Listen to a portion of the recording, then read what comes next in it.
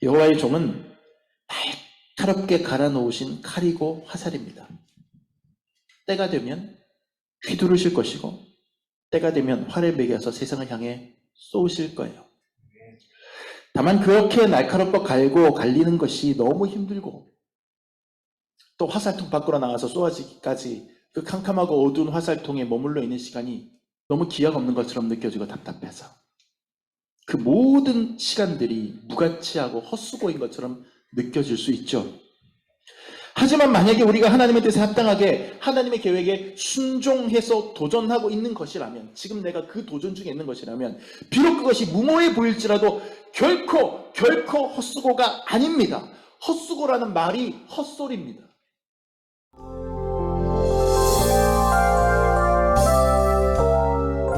오늘 우리가 읽은 본문은요, 신학자들이 이름을 붙였어요. 두 번째 여호와의 종의 노래. 조금 어렵죠? 예, 따라해봅시다. 여호와의 종의 노래. 여호와의 종의 노래. 이사야서에는 쭉 예언의 말씀, 이스라엘에 대한 예언도 나오고 이스라엘 주변 나라들에 대한 예언도 쭉 나오는데, 쭉 예언 말씀이 나오다가 갑자기 생뚱맞게 뜬금없이 신비한 어떤 한 인물에 대해서 노래하는 것 같은 내용이 툭 튀어나와요. 근데 그게 보면 내용을 잘 읽어보면 하나님이 특별히 택하신 어떤 한 사람, 어떤 한 종, 어떤 그 이스라엘이라는 상징성을 부여하기도 하고, 어떤 구원자라고 하는 상징성을 부여하기도 하고, 혼자서 다 모든 걸 어려움을 다 뒤집어 써야 되는 그런 불쌍한 사람의 정체성을 부여하기도 하고, 그 어떤 한 사람에 대해서 막 노래하는 내용들이 갑자기 쑥 나왔다 쑥 사라져요. 미스테리한 그 노래들이 툭툭 나오거든요. 그게 4개가 나와요. 이걸 신학자들이 이사야서에 나오는 여호와의 종의 노래라고 이름 붙입니다. 이걸 이제 유대인들은 장차 미래에 올 메시아에 대한 예언이다 이렇게 해석을 하고, 우리 기독교인들은 오신 예수 그리스도에 대한 구약의 예언이었다 이렇게 해석을 하는 거예요. 그리고 4개가 나오거든요. 4개가 나오는데 이 중에 이제 세 번째, 네 번째는 특히 여호와의 종의 노래 중에서도 고난받는 종의 노래다 이렇게 불러서 그 메시아가 아주 비참하게 죽음을 당할 것, 그것에 대한 예언을 담고 있어요. 그래서 그 이사야 제일 첫 번째 여호와의 종의 노래는 상한 갈대를 꺾지 아니하고 꺼져가는 심지를 끄지 아니하고 그런 들어보신 말씀 있으실 거예요. 그 내용이고, 두 번째 여호와의 종의 노래가 오늘 본문이에요. 49장 1절부터 7절까지. 그리고 세 번째 종의 노래가 이제 저 뒤쪽으로 하면 50절에 나오고요. 네 번째 종의 노래가 52절, 53절에 이어서 나오는데, 그게 여러분 많이 아는 그가 찔림은 우리의 허물을 인하며 그가 상함은 우리의 죄악을 인합니다. 그가 채찍에 맞음으로 우리가 나음을 입고, 그 말씀이 거기에 나오거든요. 오늘 우리가 읽은 이 말씀은 이사야서의 그 유명한 여호와의 종의 노래 중에 두 번째 종의 노래입니다. 이 본문은요, 장차 오실 메시아, 즉 그리스도에 대한 예언으로 해석하는 것이 가장 자연스러워요. 다 맞아떨어져야 하기가. 하지만 또 한편으로는 우리가 하나님의 종이라면, 우리가 이 땅을 살아가면서 하나님의 말씀에 따라 살아가는 사람들이라고 한다면 우리도 여호와의 종이라고 할 수 있겠죠. 어떤 면에 있어서는 우리가 예수님이라는 얘기는 아니고 우리가 하나님의 말씀을 수행하는 하나님의 종이다 이렇게 생각한다면 우리에게도 적용해 볼 수 있는 부분들이 여기에 많이 있지 않겠나 이런 생각을 해봅니다. 자, 여러분, 여호와의 종이라고 하니까 무언가 엄청나게 승승장구할 것 같지 않나요? 다른 사람도 아니고 여호와의 종이라 그랬어요. 여호와는 누굽니까? 구약 성경에서 하나님을 일컫는 이름입니다. 천지의 대주제이신 창조자의 종이에요. 그러면 내가 임금의 정권을 받았다 이러고 딱 한번 임금이 내린 그런 특별한 어떤 하사품 같은 거 딱 보여주면서 다니면 천지가 벌벌벌 떨잖아요. 그러니까 여호와의 종의 노래 이렇게 얘기하니까 얼핏 듣기에는 굉장히 위풍당당하고 기세가 등등한 어떤 그런 메시지들이 나올 것 같다라고 생각이 쉽지만, 여호와의 종의 노래 4편을 다 읽어보면 전혀 그렇지 않아요. 그 안에는 물론 이제 그런 면도 조금씩 나오긴 하지만 전체적인 톤을 보면 그렇지 않아요. 어려움, 고난, 슬픔, 좌절, 이런 정서가 그 안에 굉장히 많이 담겨 있는 게 여호와의 종의 노래 4편입니다. 예수님 생각해 보세요. 예수님이 이제 구체적으로 예언된 이 여호와의 종의 실제적인 실현이시잖아요. 예수님 생각해 보세요. 막 환호성 받았던 적도 있었죠. 인파들이 막 몰려오고요. 그 다음에 오병이어의 기적을 일으켜서 사람들이 막 환호성 올리게 하고 했던 적 있죠. 그런데 그랬던 면도 있었지만 한편으로 보면 머리 들 것도 없으셨고 환호하면서 몰려왔던 그 사람들이 에이 하고 실망하면서 떠났다는 기록도 요한복음에 보이고 심지어 제자들에게 배신도 당하고 결국에는 십자가에 못 박혀 죽으셨던 분이 그분입니다. 그렇죠? 그러니 여호와의 종의 노래라고 하지만 그 노래라고 하는 게 제가 볼 때는 승리의 노래, 개선과 같지는 않아요. 승장과 같지는 않고요. 말 그대로 종의 노래입니다. 종. 주인의 명령을 지켜내기 위해서 어렵사리 땀을 흘리는 그 종의 노래예요. 그런데 사람들은 종이 해내야 되는 어려운 측면은 보려고 하지 않아요. 보기 싫은 거지, 사실은. 보고 싶지 않은 거지. 그리고 오히려 외면하고 내가 종이다라고 하는 부분보다는 내가 여호와의 종이다라고 하는 부분들에 더 방점을 찍고 성공하고 승리하고 떵떵거리는 게 여호와의 종의 미덕이라고 믿고 싶어 하는 것 같아요. 그렇게 해야 좋은 믿음이라고 가르치고 거기에 아멘 합니다.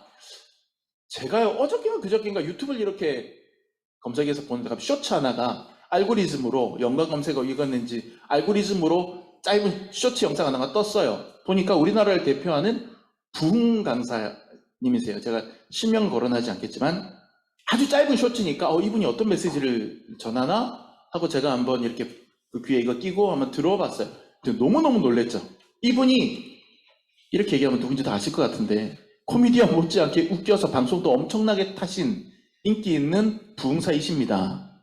그래서 뭐 은혜로운 메시지가 있을까 해서 제가 일부러 찾아본 건 아니고 알고리즘으로 유튜브에서 띄워주니까 그래서 봤더니 이게 뭐냐면 자기를 비판했던 목사님들에 대한 반박이에요. 자기를 어떤 목사님들이 비판해서 무슨 일인지 모르겠어요. 저도 무슨 스토리가 있었는지 무슨 비판을 받았는지 저는 몰라요. 근데 하여튼 그 비판에 대해서 이 목사님이 반박하는 건데 이 발끈해서 설교 시간에 반박하면서 언급하신 건데 근데 제가 2번, 3번 들었습니다. 그 내용을. 왜냐하면 제 귀를 의심했어요. 어떤 얘기를 하시냐면 나에 대해서 비판하려면 나처럼 교인 10,000명 되는 교회나 만들어 놓고 비판할 것이지 이제 지하 삼각교에 벗어나지도 못하는 주제에 급이 다른 나를 비판을 하고 앉았냐? 이렇게 하셨어요. 청중이 아멘하고 크게 외칩니다. 너무 놀랐어요. 저는. 이게 대한민국을 대표하는 부흥사예요. 예수 안 믿는 사람, 교회 안 다니는 사람도 이 사람 이름 3글자 얘기하면 웬만한 사람 다 알아요. 아침 방송에 뭐면 많이 나오는 분이니까. 너무 놀랐어요. 나처럼 10,000명 정도 되는 교회나 만들어 놓고 나를 비판을 할 것이지 지하 삼각교에도 벗어나지 못하는 주제에 급이 다른 나한테 비판을 하고 앉았냐? 그분의 눈에는 작은 지하교회, 삼각교회 목회자는 감히 자기한테 비판의 말을 해서는 안 되는 수준 미달의 목사고 10,000명 이상 되는 교회 담임자 정도 되어야 목사다운 목사다 뭐 그런 인식이 깔려있는 것 같아요. 마음이 정말 아팠어요. 정말 마음이 아팠어요. 이게 한국교회를 대표하는 부흥사의 인식 수준이라니 삼각교회 1층을 벗어나지 못하는 이 수준 미달의 유성열 목사님은 너무 마음이 아픈 거예요. 그분에게 되묻고 싶은 거죠. 진정 여호와의 종이란 무엇인가? 진정 여호와의 종이란 물질적인 성공, 외형적인 대형화에 있는 게 아닙니다. 끝없이 절망하고 끝없이 실패하고 그래서 눈물조차 말라붙은 십자가의 전달자. 그게 진짜 하나님의 종이고 여호와의 종이에요. 한 사람의 영혼을 붙들고 그 사람 때문에 가슴 아리하면서 아무리 노력해도 열매가 보이지 않고 아무리 애를 써도 뜻대로 되지 않는 현실에 몸서리치고 몸부림치면서 고민하고 한숨 쉬고 고민하고 한숨 쉬고 그러다가 또 하나님 바라보면서 힘을 내고 그게 진짜 여호와의 종들이 하루하루를 살아가는 방식이에요. 아니 방식이어야 해요. 제가 왜 이 말씀을 드리냐면 실패를 두려워하지 말고 좌절을 두려워하지 말자는 말씀을 여러분께 드리고 싶어서 그러는 거예요. 그건 수준 미달, 급이 다른 여호와의 종이 되는 길이 아니에요. 오히려 그 좌절과 실패 속에서 진짜 여호와의 종의 정체성을 찾아가는 거예요. 아멘.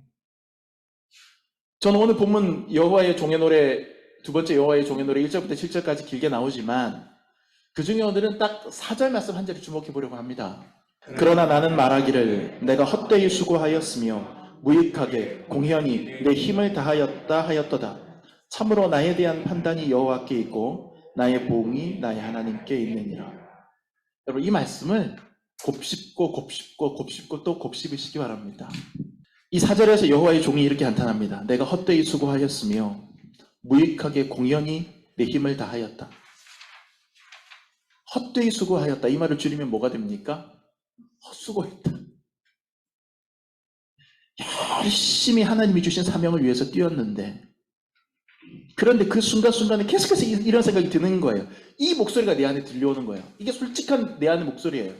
솔직한 목소리가 내 안에 들려와요. 이거 다 헛수고 아니야? 아무 열매도 없이 괜히 수고만 하는 거 아니야? 살아가다 보면 정말 열심히 했는데 이거 헛수고 아니야? 라고 생각되는 때가 있습니까? 없습니까? 있잖아요. 꼭 목회자들이 목회하는 데만 이게 적용되는 건 아니잖아요. 물론 목회자들이 제일 이런 소리 많이 듣습니다. 마음속에. 우리 사역자들 끊임없이 그런 목소리를 내면의 목소리를 듣습니다. 이거 헛수고 아니야? 헛수고하고 있는 거 아니야? 어떨 때 그럴 것 같아요? 목사님들이, 목회자들이 어떨 때 내 내면에 내가 헛된 일에 수고하였도다, 헛수고였도다 하고 힘이 쫙 빠질까요?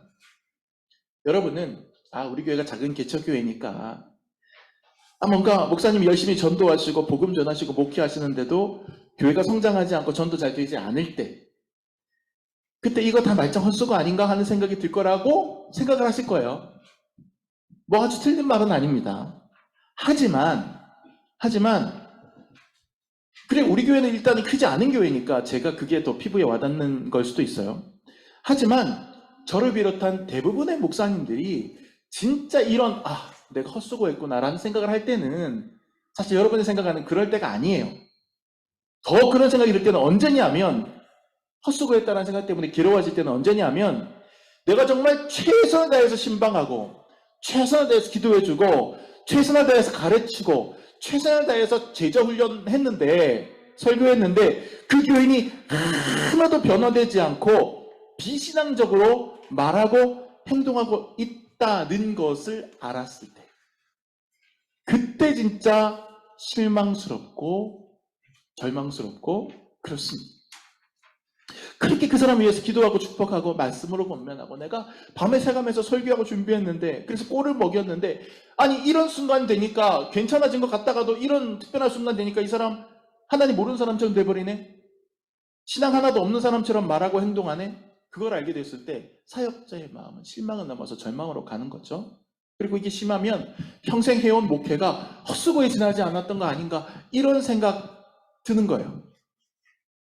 단언컨대 이거는 예수님도 그러셨을 것 같아요. 제 생각에. 감히 제가 말하자면. 아무리 가르쳐도 거부하는 사람도 있었거든요. 예수님 당시에.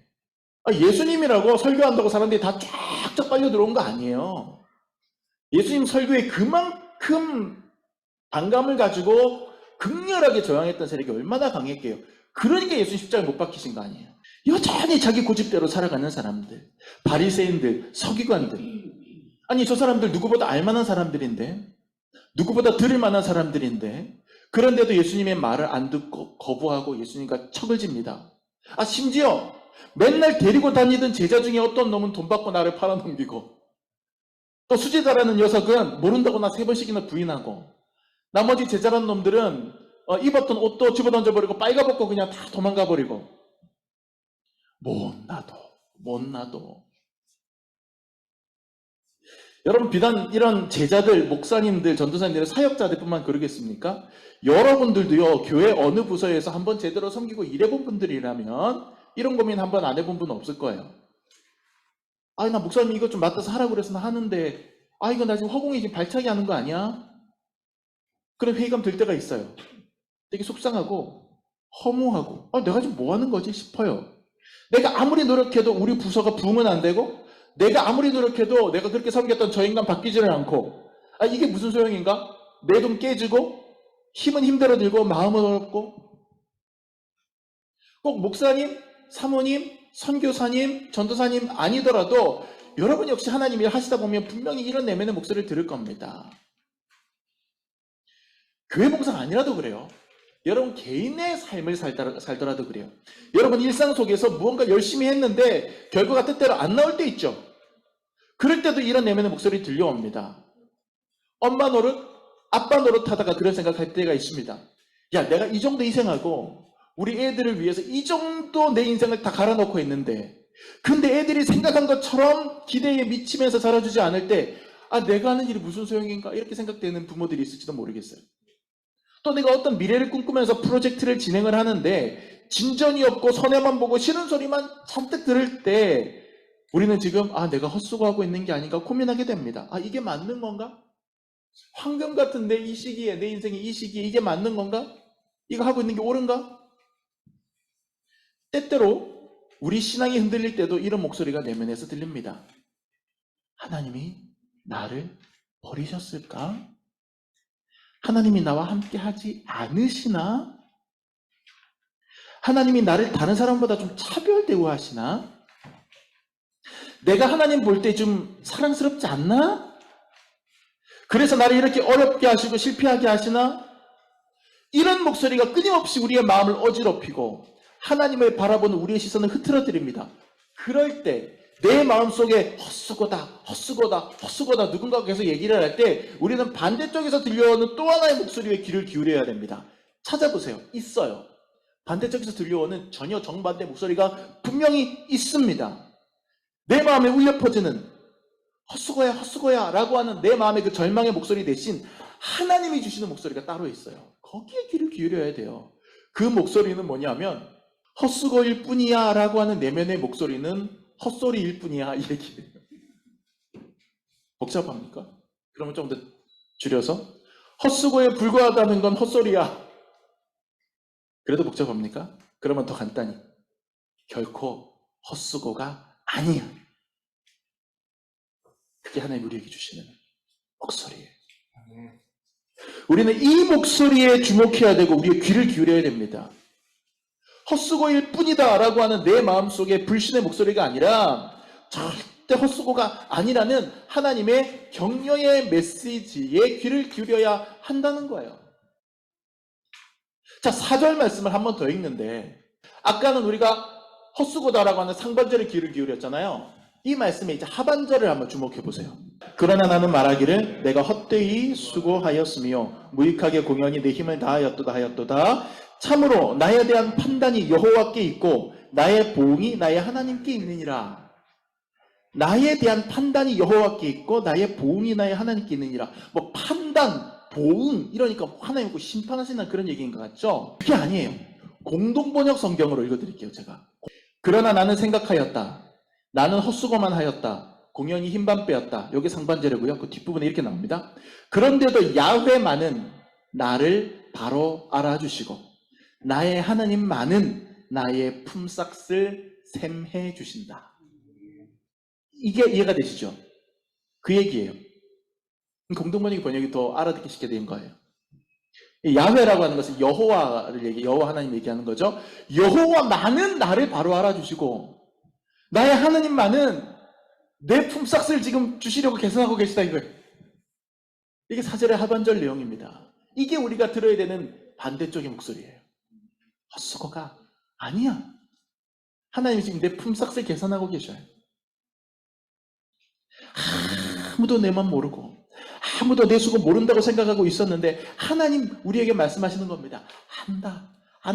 다 안다. 사랑하는 내 아들아, 사랑하는 내 딸아, 네가 얼마나 애썼는지, 네가 얼마나 몸부림쳤는지, 네가 얼마나 눈물을 흘렸는지, 네가 얼마나 가슴 아리했는지, 네가 얼마나 힘들게 지금 버텨내고 있는지 사랑하는 아이야. 내가 안다. 다 안다. 네가 한 모든 일 결코 수고가 아니다. 내가 다 기억하고 있다. 내가 다 계산하고 있다. 19세기에 미국의 문학가 헨리 데이비스 소로우라고 하는 사람이 있습니다. 이 사람이 이런 글을 썼어요. 허공에 성을 지었다고 해도 그대의 노고를 헛수고로 여길 필요는 없다. 그리고 중간 생략하고 그 다음에 어떻게 나오냐면 이제 그 밑에 기초를 넣으면 된다. 이렇게 했었어요. 허공에 성을 짓는다는 게 얼마나 허무맹랑합니까? 근데 이 시인은 다르게 보는 거예요. 시인의 눈은 좀 다르거든요. 항상 세상을 바라보는 시인의 눈은 허공에 성을 짓는다고 해서 괜찮아. 먼저 지어놓고 그 밑에 기초를 넣으면 돼. 건축가들이 들으면 뭔 이상한 소리야? 이제 이러겠죠. 근데 저는 이 건축가들이 들으면 이상하게 느낄 이 서로우의 시적인 표현을 신앙적인 견지에서 이렇게 바꾸면 어떨까 생각해 봅니다. 제가 한번 바꿔서 해볼게요. 허공에 성을 지은 것처럼 느껴졌다고 할지라도 그대의 노고를 헛수고로 여길 필요는 없다. 눈에 보이지 않는 하나님이 그 성 아래 기초가 되어 주고 계시니. 기초가 없는 게 아니죠. 눈에 보이지 않아. 허공에 떠 있는 것처럼 보일 뿐이지. 눈에 보이지 않는 하나님이 그 밑에 든든한 기초로 계셔 주시는 겁니다. 그러니 세상 사람들이 볼 때는 야 그게 되겠어? 허공에 성 짓는 거지 그게? 이렇게 비웃을지라도 우리가 믿음의 눈으로 보면 우리는 허공에 짓는 게 아니라 눈에 보이지 않는 하나님이라는 반석 위에 짓는 거예요. 세상 그 어떤 성보다 가장 튼튼한 성이죠. 우리가 하나님을 위해서 하는 노력들이, 우리가 우리의 자녀들을 위해서 하는 희생들이, 우리가 우리의 미래를 위해서 애쓰는 노력들이 때로는 허공에 성을 짓는 것처럼 무모하고 소용없어 보이기도 합니다. 하지만 믿으세요. 그것이 하나님의 뜻이라면, 우리가 하나님의 뜻을 따라가고 있는 것이라면 결코 우리는 허공에 짓고 있지 않습니다. 하나님이 그 아래 기초가 되어주시고 계십니다. 세상 눈으로 볼 때 헛수고처럼 보일지라도 우리는 믿습니다. 우리는 하나님의 사람이고 우리가 하나님의 뜻대로 하는 모든 일에는 하나님이 기초가 되어주신다는 것을, 세상 사람들의 눈에 보이지 않을 뿐 하나님이야말로 우리 모든 눈물의 노력의 기초가 되어주신다는 것을, 우리가 이렇게 믿는 이유가 뭔지 아십니까? 우리가 이렇게 확신하는 이유가 뭔지 아십니까? 내가 누구냐? 나는 어떤 존재냐? 라고 하는 자기 정체성 때문입니다. 우리는 누굽니까? 2절 말씀을 보겠습니다. 내 입을 날카로운 칼같이 만드시고 나를 그의 손그늘에 숨기시며 나를 갈고 닦은 화살로 만드사 그의 화살통에 감추시고. 여기서 말하는 1인칭 시점은 누굽니까? 1인칭 화자는 누굽니까? 내가. 하나님이죠. 하나님이 내 입을 칼같이 만드시고 나를 당신의 화살로 만드사 화살통에 감추어 두고 계세요. 여호와의 종은 날카롭게 갈아놓으신 칼이고 화살입니다. 때가 되면 휘두르실 것이고 때가 되면 활을 매겨서 세상을 향해 쏘실 거예요. 다만 그렇게 날카롭고 갈고 갈리는 것이 너무 힘들고 또 화살통 밖으로 나가서 쏘아지기까지 그 캄캄하고 어두운 화살통에 머물러 있는 시간이 너무 기약 없는 것처럼 느껴지고 답답해서 그 모든 시간들이 무가치하고 헛수고인 것처럼 느껴질 수 있죠. 하지만 만약에 우리가 하나님의 뜻에 합당하게 하나님의 계획에 순종해서 도전하고 있는 것이라면, 지금 내가 그 도전 중에 있는 것이라면 비록 그것이 무모해 보일지라도 결코 헛수고가 아닙니다. 헛수고라는 말이 헛소리입니다. 우리가 하나님의 것이고 하나님이 정성껏 갈고 닦으신 칼이며 하나님이 강하게 연마하여서 전통 속에 준비하고 계시는 화살이라면, 그렇다면 하나님은 분명 우리를 언젠가 휘두르실 거예요. 우리를 정확하게 환영을 향해서 쏘실 겁니다. 사용하실 겁니다. 쓰임 받을 겁니다. 그러므로 우리의 희생과 노력은 결코 헛수고가 아닙니다. 여러분이 눈물로 기도하고 있다면 여러분의 자녀를 위해서 가슴앓이 하면서 여러분들이 여러분 인생을 갈아놓고 있는 것도 결코 가치 없는 일이 아닙니다. 말씀을 정리하겠습니다. 화요일마다 우리는 온라인으로 중보기도 사역을 합니다. 큰 병으로 투병하시는 분들의 가족이나 지인들이 기도 부탁을 해옵니다. 최선을 다해서 우리 공동체가 매주 오랜 시간 동안 기도를 해드립니다. 그럼에도 불구하고 하나님께서 그분들의 생명을 거둬가시는 경우를 우리는 몇 번 경험했습니다. 그렇다면 여러분께 묻습니다. 기도한 우리는, 그분의 치유를 위해서 기도한 우리는 헛수고를 한 것일까요? 우리의 기도는 헛수고였던 것일까요? 단언컨대, 확언컨대 그렇지 않습니다. 우리가 원하는 결과 그대로 우리에게 오지 않았다고 해서 우리가 눈물로 기도했던 그 간절한 시간들이 무가치해지는 것은 아닙니다. 우리의 기도는 분명 놀라운 역사를 일으켰습니다. 그분의 영혼을 하나님께로 인도했을 거고, 그 가족들을 위로했고, 투병 중에 필요한 것들을 우리의 기도로 말미암아 공급했을 겁니다. 때로 하나님은 결과에 상관없이 기도 그 자체를 원하실 때가 있습니다. 원하는 대로 기도의 결과가 나오지 않을지라도 기도 그 자체는 헛수고가 아님을 우리는 알아야 됩니다. 여러분, 헛수고하다라고 하는 그 영어로 어떻게 표현합니까? 제가 또 영어가 짧기 때문에 설교 시간에 영어 얘기하는 게 제가 이제 꺼려집니다만, 영어로 헛수고한다라고 하는 말을 찾아보니까 for nothing이에요. 아무것도 아닌 것을 위해서 무엇을 한다 이 뜻이에요. for nothing. 근데 이제 영어 성경에도 보면 오늘 이 본문에 헛된 것을 한다, 이게 for nothing으로 되어 있거든요. 근데 헛수고한다는 말을 영어로 표현하는 관용어구가 하나가 더 있어요. 그러니까 속담처럼 쓰는 하나가 더 있더라고요. 찾아보니까 그게 뭐냐면 wild goose chase. 발음이 정말 구리죠. 네. wild 야생, goose 오리나 기러기, goose chase 쫓기, 추적하기, 야생 오리 잡기 이 뜻이에요. 그것 영어로 wild goose chase 이러면 헛수고하고 있네, 소용없는 일하고 있는데 확률도 없는 일에 그냥 힘 빼고 있네, 이런 뜻이 되는 거래요. 자, 근데 이 말을 제가 놓고 가만 생각해 보니까 이거는 결과물에 집중하는 거예요. 결과물에. 야생오리 잡는 게 힘들잖아요. 뛰어다니면서 야생오리 여러분은 어떻게 잡겠어요? 그러니까 소용없어. 오리를 잡지 못할 그 결과를 아니까 그거는 그 굉장히 무가치한 헛수고다라고 생각을 하는 거거든요. 근데 생각해 보면 오리를 잡으러 뛰어다니는 걸 통해서 얻는 것도 또 많을 것 같아요. 네. 제 아내는 되게 좋아할 거예요. 제가 오리 잡으러 뛰어다니면 운동한다고, 네, 당뇨 예방된다고 되게 좋아할 것도 같고요. 뛰어다니다가, 오리 잡으러 뛰어다니다가 개구리 잡을 수도 있을 것 같고, 그쵸? 아니야말로 오리 잡으러 뛰어다녔는데 오리가 지풀에 썰어져서 진짜 오리 잡을 수도 있고, 우리가 어떤 것을 목적, 물 하나에만 시선을 놓고 보면 그것을 성취하지 못하면 헛수고로 느껴집니다만, 우리가 조금만 범위를 넓혀서 시선을 넓게 보면 그 하나가 아니라 굉장히 많은 것들이 있어요. 제가 오늘 아침에도 이제 우리 성도 어떤 분하고 그 얘기를 했어요. 어떤 목적을 가지고 바라보다 가는데 그 목적이 내 뜻대로 되지 않았을 때 우리는 이게 안 됐다고 생각하기 쉽지만 우리가 눈을 열어보면 굉장히 많은 포인트들이, 은혜 받을 포인트들이 중간중간에 굉장히 많이 있다는 거예요. 근데 우리의 시선이 내가 원했던 거 그거 한 포인트에만 있기 때문에 나머지 것들을 우리는 캐치하지 못한 경우가 있는 것이죠. 그래서 우리가 헛수고가 아니다, 오리 하나에만, 거위 하나에만 우리가 시선이 꽂혀있기 때문에 헛수고처럼 느껴지는 것이지, 시선을 돌리면 뛰어다니는 중에 얼마나 많은 축복이 우리가한테 주어지는가, 그것을 우리가 좀 생각해 볼 필요가 있다라고 하는 것이죠. 사랑하는 여러분, 우리가 이 땅에서 하는 모든 일들이 하나님의 뜻 가운데 있는 일이라면 그것이 당장 큰 성공을 거두지 못했을지라도 우리는 일의 결과나 열매 이전에 그 일 자체의 의미를 통해서 은혜 받을 수 있고 귀한 보화를 얻어낼 수 있습니다. 만약 그 일의 의미가 하나님의 뜻에 온전히 합당하다면 성공 실패 여부 상관없이 그 일은 거룩한 일이에요. 그리고 그 일을 한 사람은 하나님의 칼이고 하나님의 화살이에요.